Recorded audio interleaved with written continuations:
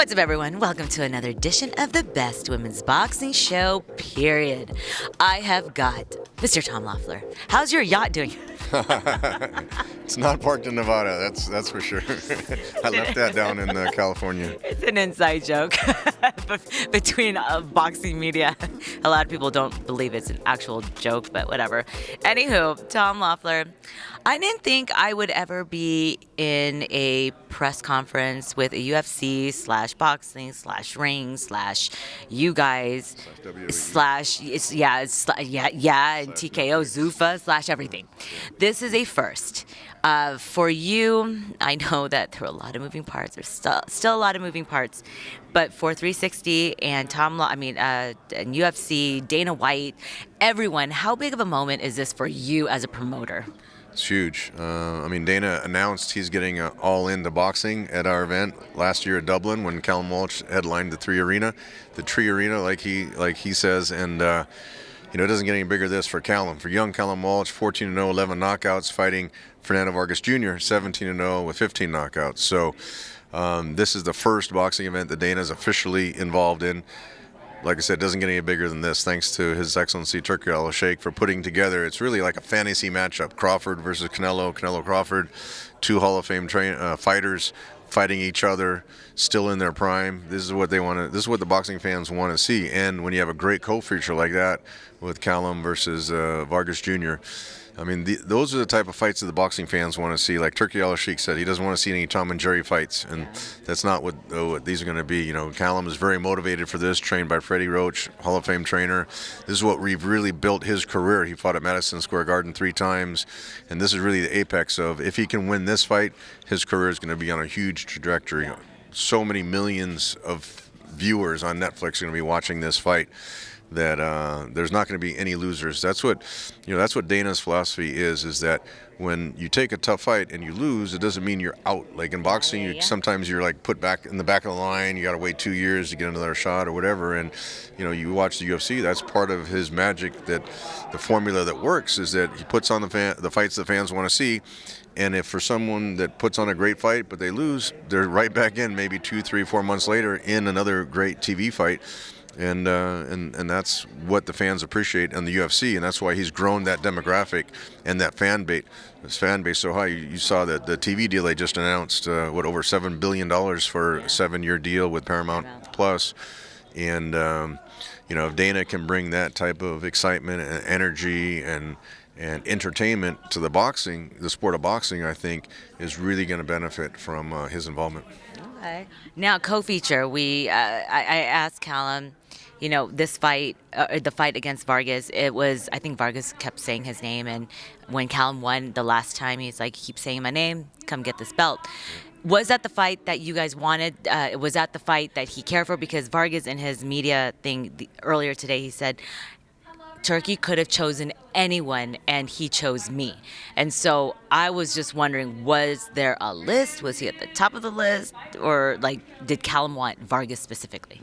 No, this fight makes a lot of sense for a number of reasons. They're in the same division. I have a history with Fernando Sr. I've always gotten along with Fernando Sr. I've always been friendly with him. I actually helped Fernando Jr. get his first few fights during the pandemic when nobody was doing shows. I got him on a few Ring City shows. I got him a couple fights down in Mexico, and then now he's 17-0 with 15 knockouts. And so when Jr. was building his career, being undefeated, and Callum was building his career, I'm like, you know what, those two guys would make a great fight. So I didn't know when it was going to happen. I figured at some point it was going to happen, and this is the perfect stage for that fight to happen. When I proposed it to Dana, he loved it. Fernando Vargas Jr. lives up here in Vegas. Makes sense. He's local here. He grew up in Oxnard, grew up in California, just like, similar to me being from California. But now they have the Vargas dynasty up here in Las Vegas, and it doesn't get any bigger than, we were talking about playing around with the idea, maybe putting it on a headline on a UFC Fight Pass show. But this is the right home for that type of fight. This is huge for the show, huge for the boxing fans, and huge for both for both guys being featured as a co-feature. It's huge to be the co-feature. Yeah. It's huge. Like it doesn't get bigger than that. On Canelo Crawford, it doesn't get bigger than the co-feature. With, like I said, with millions and millions. I don't know how many millions of people are projected to tune in worldwide on Netflix, but it's gonna be like a rocket ship for both those guys. Oh, it's gonna be big. It's gonna be big. And then now you have Serhii Bohachuk. He is fighting Brandon Adams once again. The Redemption Revenge tour, or not even tour, but fight. And I spoke with him. I'm like, what did you learn about yourself? What did you know that you didn't do right? And even with Manny, and he was very honest with me. And he's just like, I know I fucked up, basically. I got knocked out. But he's learned everything and he's ready to go. He's so happy, and I wish you have to look at my interview because he wasn't really. I wish he was looking at the camera, but his eyes were just so happy to be here. And he's like, "This is what I've dreamt about, just for my family to see that I'm on a big platform and to know that I can fight back and win."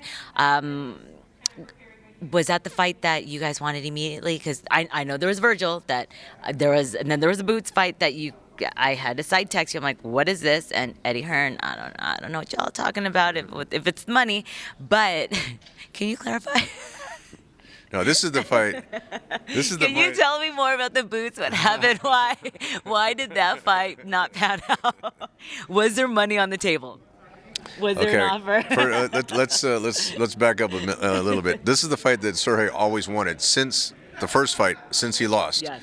Since he legitimately lost that fight, he wanted the rematch with Brandon Adams. For whatever reason, it didn't work out. Brandon hadn't fought, after he won that fight. Didn't fight for like 2 years afterwards.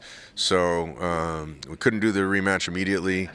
The Boots Ennis offer came up. I told Eddie, we're looking at putting Serhii on this show, this huge show, biggest show, you could argue, of the century. And but for Eddie to go ahead and make the offer, which he did, he sent it through. But then once we got the confirmation that Serhii would be on this show, so many people wanted to be on the show. So once I got the confirmation he'll be on the show, we can do the rematch for Brandon Adams. Is like, Serhii really wants this rematch. He feels like he beat Vergil last year. He knocked him down twice.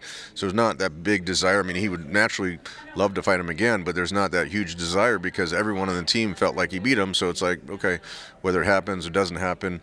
But this one here, they acknowledge that he lost the fight. It was a great fight leading up to the knockout. All-action fight, like all Bohachuk fights are all-action fights. But you got to give Brandon Adams a lot of credit. He pulled out the big left hook, was able to hurt Bohachuk. Referee stopped the fight. And ever since then, this is the fight that he wanted. So this is a perfect stage for the rematch. It's going to be great for the fans to see an all-action fight like that. This is not a Tom and Jerry fight like Turki Alalsheikh always says that he doesn't want those type of fights on the shows at all. And when you look at Callum Walsh and Vargas Jr., you look at Bohachuk, Brandon Adams, a lot of the fights, even Mbili and Lester Martinez is a great fight. Ivan Ditchko versus Jermaine Franklin is a great fight. So this show not only is a tremendous main event, but has a great preliminary fights leading up to the main event. Okay, now speaking of the main event, I have to get your prediction. Canelo versus Crawford. Who wins and how? Two Hall of Fame trainers. Two Hall of Fame fighters with Hall of Fame trainers. You can throw the trainers in the mix too, but I lean towards the Canelo on that one just because he's been on the big stage. Can't take anything away from Terence Crawford. I got a lot of respect for him, his ring IQ, his speed. If he fights a perfect fight, boxes, I could see Terence winning the fight.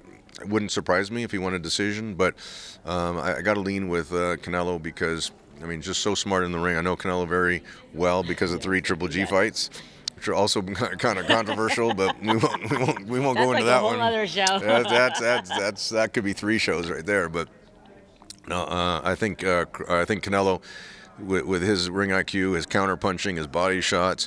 Crawford's in great shape, but Canelo's been there, and especially at this weight, I would really lean towards Canelo on that one. But I'm excited as a boxing fan. I'm definitely excited to watch that fight. Is that going to end in a knockout or by points if Canelo wins? I think that fight's going the distance. When you see 2 experienced guys like that, 2 very high ring IQ guys, I think that fight's going the distance.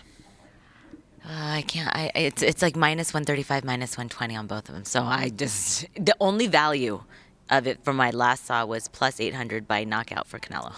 I was like, not bad. that's the only value. I'm like, you know what? Sprinkle a little something on it. You never know. It might hit. We don't know. All right, Tom. Well, this was. Or just bet on Callum Walsh. Oh yeah, there you go. I don't know how that one's. That's a good fight. That's a really hard fight. Emmanuel Stewart always said, Emmanuel, may he rest in peace, and had that tremendous run with Vladimir Klitschko amongst so many other champions. But Manny always said, you don't know how good or how bad a fighter is if they're undefeated. Yeah. Even if you look at their record and say, oh, well, these guys aren't so competitive or whatever, you don't know until they either have a draw, a loss, whatever. Then you know kind of like what level they're at. And with these two young guys in their prime, undefeated, you don't know until Saturday night where they're really at on both of their careers. That's interesting. Now I'm going to really It's a pay good breakdown attention. for you. It's a really, really good breakdown. All right, you guys tune in this Saturday, September 13th. Come to Allegiant Stadium here in Las Vegas. Get your tickets. If not, watch it on Netflix. The whole card from top to bottom. I think it starts at 4, 5. First fight is 1:30? 2:30. Doors open at 1:30. First fight's at 2:30. YouTube. It's all on YouTube. That's all on YouTube, and then Netflix starts at 6 p.m. So yeah, definitely don't miss the preliminaries. It's going to be an all-action fight, and that's what Dana White really has brought in as part of his success for the UFC. Is he's put on. The UFC fans arrive early because they know it's great fights and the preliminary fights. Yes. And that's what Dana wants to bring to boxing. Is he wants to put on great fights, not just the great main event and so-so fights on the undercard no one cares about. These are great fights from top to bottom, and that's really part of the dynamic that Dana's bringing to boxing. Oh, I need to get your last prediction. Inoue versus MJ Akhmadaliev. Oh, I love Inoue. I know, I you love the brought it monster. in the air. We did the U.S. Superfly. debut on Superfly for the monster Inoue. So, I love to take credit for that one. That You super, do. No, as you that, should. That You should. Superfly division, no one really cared about the Superfly in the U.S. No And then, one cared, like Chocolatito. And now, look at Bam, all of them, they're so exciting. They're still small, but they're the most exciting fighters to watch. I got a first for you. I think we're the first and probably last promoter to have the two top pound-for-pound guys on the same show. Remember when Triple G was top pound for pound and Chocolatito? Triple G was lost. When Triple G was the main event and Chocolatito was a co-feature, it was a great atmosphere. And then Chocolatito became so popular that Peter Nelson, I got to give him credit, at HBO said, you know what, we can give him his own main event. And then we just looked at it, and there were so many great fighters in that Superfly division. Yeah. We just came up with the Superfly series, and then a lot of promoters then, thought, oh, okay, those are exciting fights, and they kind of took our lead. But I was excited about doing that, and Inoue was one of them. Ioka was one of them. Carlos Cuadro. I mean, we had the whole gambit back then on HBO. Yeah, Sorongasai. Yeah, so no, that was exciting, and those were the days. Yeah, that was tremendous. Well, Tom Loeffler, always a pleasure speaking with you. Jandra was supposed to be here today, but y'all Shout out to Jandra. Yes, y'all sent the schedule out a little too late, and she couldn't book her flight. But hey, she will be here tomorrow. So hopefully we can get you. I could have sent the boat to go pick her up next time. Just let me know next time. And we'll do that. We'll put that. The yacht, yes. Yep. I don't know where it's gonna go because there's no water here. We'll get close. We go to Lake Mead. Lake Mead. All right, guys, tune in this Saturday. Don't miss it, Saturday night, September 13th, live from Allegiant Stadium on Netflix and YouTube. All right, guys, thanks for tuning in. I'm Cynthia Conte for the Best Women's Boxing Show. Here, see you guys at the fights. Bye, guys.